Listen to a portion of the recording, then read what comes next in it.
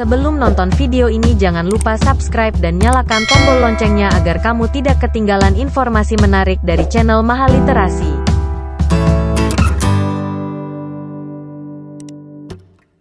Tinjauan terhadap makam-makam Islam kuno di Barus menegaskan kembali teori masuknya Islam ke Nusantara.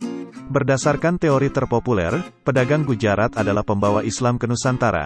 Namun, ada teori lain yang menggunakan pendekatan Sufisme, yakni bahwa kaum Sufi juga ikut meramaikan Islamisasi di Nusantara. Bagaimana Islam masuk Nusantara? Agama urusan batin, tak mudah orang pindah dari agama lama menjadi baru.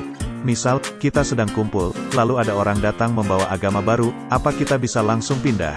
Kata Bastian Zulieno, ahli kajian Persia Universitas Indonesia, dalam dialog sejarah, riwayat masuknya Islam ke Nusantara, live di kanal YouTube dan Facebook Historia.id, Selasa, tanggal 2 Februari tahun 2021.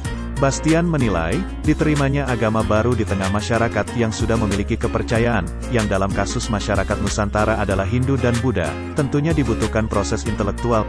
Di Islam, kita mengenal hidayah, mau jungkir balik kalau tak dapat hidayah ya susah, katanya. Bastian pun menemukan bahwa ulama Sufi memiliki peran dalam penyebaran agama Islam di Nusantara. Buktinya, ada banyak nisan-nisan kuno yang menunjukkan ciri Sufisme, dari ornamen, inskripsi, maupun bentuknya. Ciri-ciri itu bisa terlihat pada makam-makam Islam kuno di Barus, Tapanuli Tengah, Sumatera Utara. Banyak yang berpendapat bahwa Barus adalah lokasi masuknya Islam pertama kali ke Nusantara. Kuburan itu membuat para peneliti dengan penuh perhatian mencatatnya sebagai bagian dari peta jalan untuk menemukan dokumen sejarah, kata Bastian. Makam para Sufi di Barus. Situs permakaman di Barus yang kini berada di Kecamatan Barus dan Barus Utara memiliki beberapa makam Islam kuno. Di dalamnya terdapat nisan-nisan yang menunjukkan identitas pemiliknya, inskripsi berbahasa Arab dan Persia tertera padanya. Beberapa kompleks permakaman Islam di Kecamatan Barus dan Barus Utara, di antaranya, Kompleks Makam Ibrahim, Tuanku Batu Badan, Kompleks Makam Makdum, Kompleks Makam Mahligai, Kompleks Makam Ambar, Makam Kinali, Makam yang terkikis sungai, dan Makam Papan Tinggi. Kompleks Makam Ibrahim atau Tuanku Batu Badan berada di Bukit Hasang, Barus. Letaknya di kafling tanah yang tinggi di belakang rumah warga. Dari jalan Kabupaten Barus Aceh keberadaan kuburan ini sulit ditemukan jika tak ada petunjuk arah. Menurut Daniel Peret, arkeolog dari École Française d'Extrême Orient, EFEO, karena di Bukit Hasang banyak ditemukan nisan kuno, artinya kawasan ini dulunya dipakai untuk tinggal dan menetap.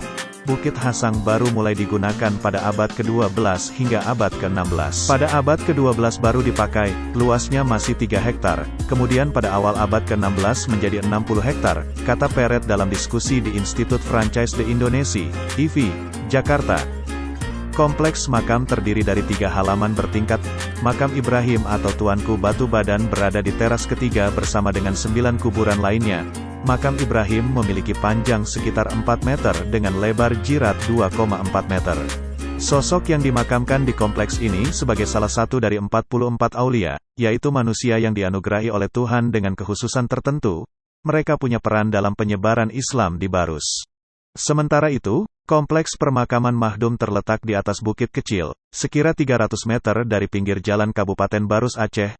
Jumlah nisan di sini ada 33 buah. Sebagian besar memiliki prasasti kaligrafi Islam. Biasanya berisi kalimat syahadat. Ludwig Kalus, epigraf Prancis, dalam sumber-sumber epigrafi Islam di Barus, termuat dalam Barus 1000 tahun yang lalu, menjelaskan istilah makdum atau mahdum yang dipakai untuk menyebut kompleks makam ini mungkin berasal dari kata Arab, mahdum. Artinya, dilayani dengan setia, bisa juga berarti, syekh orang suci, atau penuntun rohani, di dunia Iran India. Selanjutnya kompleks makam Mahligai yang terletak di Kecamatan Barus. Dalam jurnal yang ditulis Bastian bersama Gilman Asilmi, arkeolog Universitas Indonesia, berjudul, Representasi dan Identitas Kebudayaan Islam Persia di Makam Purba Barus, Sumatera Utara, termuat dalam International Review of Humanities Studies Vol. 3 nomor 2. Juli tahun 2018, disebutkan kalau tokoh yang dimakamkan di sini diyakini sebagai salah satu dari 44 aulia. Mereka adalah Syekh Rukunuddin, Syekh Usuluddin, Syekh Zainal Abidin Ilyas, Syekh Ilyas, Syekh Imam Khotib Muazzam Syah Biktibai, Syekh Syamsuddin, dan Syekh Abdul Hatib Sidik. Selain makam aulia, di sekitarnya juga terdapat beberapa batu nisan dengan bentuk yang sama. Namun ornamennya lebih sederhana. makam itu dianggap sebagai pusara para pengikut aulia. Adapun kompleks permakaman Ambar terletak sekitar 1,5 km di utara kompleks makam Ibrahim, berjarak 500 meter dari pinggir jalan kabupaten. Hanya ada satu nisan yang memuat nama almarhum. Namun, saat ini kondisi nisan sudah tak lagi memungkinkan untuk dibaca keterangannya. Berdasarkan pembacaan yang dilakukan oleh Lutfik Kalus, nama dalam nisan itu didahului gelar Al-Syekh. Terdapat pujian baginya yang berbunyi, "Semoga Allah menyucikan jiwanya yang mulia." Hampir sama dengan pujian dalam tulisan berbahasa Arab pada nisan selatan makam Syekh Mahmud di papan tinggi. Tapi tipologinya nisan ini bisa dibandingkan dengan nisan utara di papan tinggi, jelas Kalus. Nisan makam Syekh Mahmud di kompleks makam papan tinggi yang paling mencolok, letaknya di atas sebuah bukit setinggi 215 meter di atas permukaan laut. Untuk mencapainya orang harus mendaki kira-kira 800 langkah. Ada 8 makam, 7 makam berkelompok dengan bentuk nisan sederhana. Satu kuburan dipisahkan dari 7 lainnya. Letaknya di puncak bukit. Ini merupakan kuburan utama milik salah satu dari 44 aulia. Menurut cerita masyarakat setempat, nisan yang dibuat dari granit itu milik Syekh Mahmud Al-Hadramaut.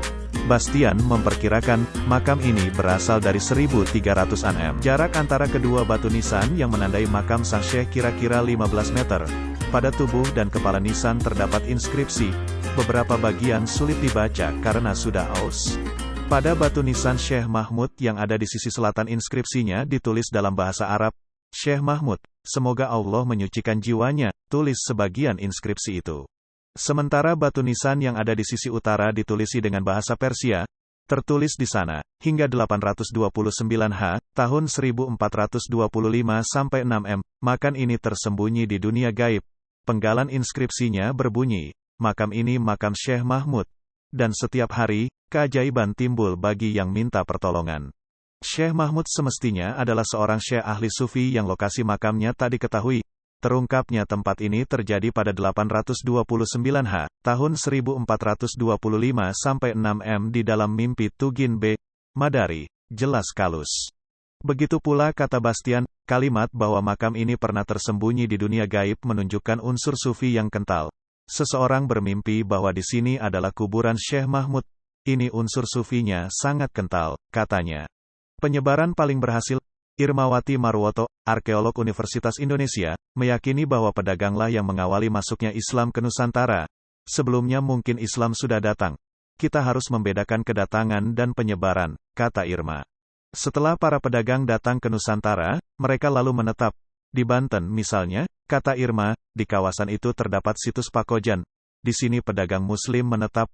Di berbagai kerajaan itu dipisah-pisah. Kalau Persia, Arab biasanya di Pakojan. Kalau dari Tiongkok biasanya di Pecinan, kata Irma. Setelah menetap, pedagang-pedagang Muslim itu lalu membangun masjid. Jadi ada proses cukup lama bagaimana Islam masuk ke seluruh wilayah Indonesia, kata Irma. Menurut Irma, kalau ada yang mengatakan Islam sudah hadir di Nusantara abad ke-7, itu tidak dibuktikan secara arkeologis, tetapi tercatat dalam naskah Tiongkok. Di berita Tiongkok ada permukiman orang Arab di pesisir Sumatera, kata Irma, tapi bukan pembuktian arkeologi. Kendati begitu, Bastian menilai penyebaran Islam paling berhasil dilakukan oleh kaum Sufi. Kaum Sufi ini datang, mendirikan perguruan, ada murid dan pengikut yang banyak. Kata Bastian, tak diragukan pula ada ulama-ulama dari Nusantara yang belajar di Makkah atau Madinah, Hijaz, di Arabia. Mereka pun turut serta dalam proses Islamisasi. Apa yang ditunjukkan oleh beberapa nisan kuno di Barus, menurut Bastian, telah menegaskan kembali teori masuknya Islam, yakni oleh para Sufi dari Asia Tengah ke Nusantara. Nisan sebagai salah satu media dakwah, kenapa nisan harus dibuat indah? Di kaum Sufi mereka menyebut bahwa nisan adalah tanda orang hidup, untuk pesan kepada orang hidup, mengambil pelajaran darinya, kata Bastian.